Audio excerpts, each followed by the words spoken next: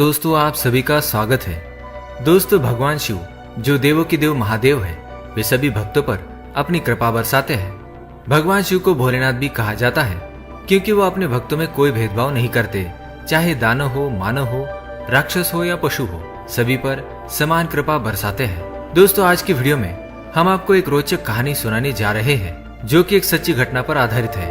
ये कहानी एक सच्चे शिव भक्त की है जिसकी शिव भक्ति ने इतिहास के पन्नों पर एक चमत्कारी एवं चौंका देने वाली घटना को हमेशा के लिए दर्ज कर दिया।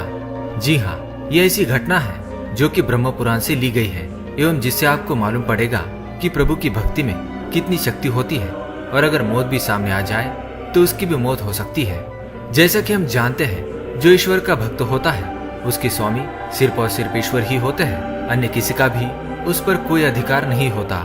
यहाँ तक कि उस पर तो मृत्यु का भी कोई अधिकार नहीं होता और अगर अनाधिकार मृत्यु द्वारा कोशिश की जाए तो उसकी भी मृत्यु हो सकती है। तो आइए जानते हैं कौन सी है वो कहानी एक परम शिव भक्त की जिससे मौत को भी हारना पड़ा। एक समय की बात है जब गोदावरी के तट पर एक ब्राह्मण रहता था जिसका नाम था श्वेत। श्वेत नाम का ब्राह्मण भगवान शिव की भक्ति में हमेशा लीन रहता था, यहाँ तक कि वो हर व्यक्ति में एवं अतिथि में शिव जी को ही देखा करता था और सभी का भली भांति आदर सत्कार किया करता था तथा खाली समय में शिव भक्ति में लीन रहता था। ऐसा करते करते एक दिन उसकी आयु पूर्ण हो गई, परंतु उसे इस बात का तनिक भी पता न चला क्योंकि भगवान शिव की कृपा से उसे न तो कोई रोग था और न कोई शोक। उसका पूरा ध्यान तो केवल भगवान शिव की भक्ति में ही लगा रहता था। ऐसे में जैसे ही उसकी आयु पूरी हुई तो यमदूत उसके प्राण हरने के लिए आए, परंतु वे श्वेत के घर में प्रवेश न कर सके। ऐसे में जब चित्रगुप्त ने मृत्युदेव से पूछा कि श्वेत अभी तक यहाँ पहुँचा क्यों नहीं और नहीं तुम्हारे दूत यहाँ अभी तक आए हैं। ऐसा सुनकर मृत्युदेव को श्वेत पर अत्यंत क्रोध आया और वे उसे लेने के लिए स्वयं गए। जब मृत्युदेव श्वेत के घर के सामने पहुंचे तब उन्होंने देखा कि उसके दूत उसके घर के बाहर खड़े हैं और डर के मारे कांप रहे हैं। मृत्युदेव के पूछने पर दूतों ने बताया कि श्वेत भगवान शिव द्वारा सुरक्षित है और उसके घर में घुसना तो दूर की बात है, बल्कि हम तो उसको देख भी नहीं पा रहे हैं। दूतों की बात सुनकर मौत का क्रोध और भी ज्यादा बढ़ गया और वे बिना कुछ सोचे समझे ही श्वेत के घर में प्रवेश कर गई। ब्राह्मण को तो ये भी नहीं पता था कि यहाँ क्या हो रहा है। मृत्यु देवता श्वेत को सामने देखकर जैसे ही आगे झपटने को किए तभी वहां उपस्थित भैरव बाबा ने उसे वहां से जाने को कहा, पर मृत्युदेव ने भैरव बाबा की न सुनते हुए जैसे ही श्वेत के गले में अपना फंदा डाला वैसे ही भैरव बाबा ने अपने डंडे से उस पर प्रहार कर दिया, जिससे मौत की भी मौत हो गई। ये देख यमदूत भागकर यमराज के पास पहुंचे और उन्हें सारी घटना बताई।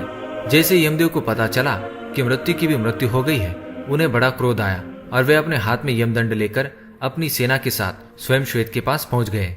यमदेव ने देखा कि वह भगवान शिव के पार्षद तो पहले से ही मौजूद है। ऐसे में न यमदेव पीछे हटने को तैयार थे और न ही भगवान शिव के गण। इस प्रकार युद्ध के दौरान सेनापति कार्तिकेय के शक्ति शस्त्र से पूरी सेना सहित यमदेव की भी मृत्यु हो गई।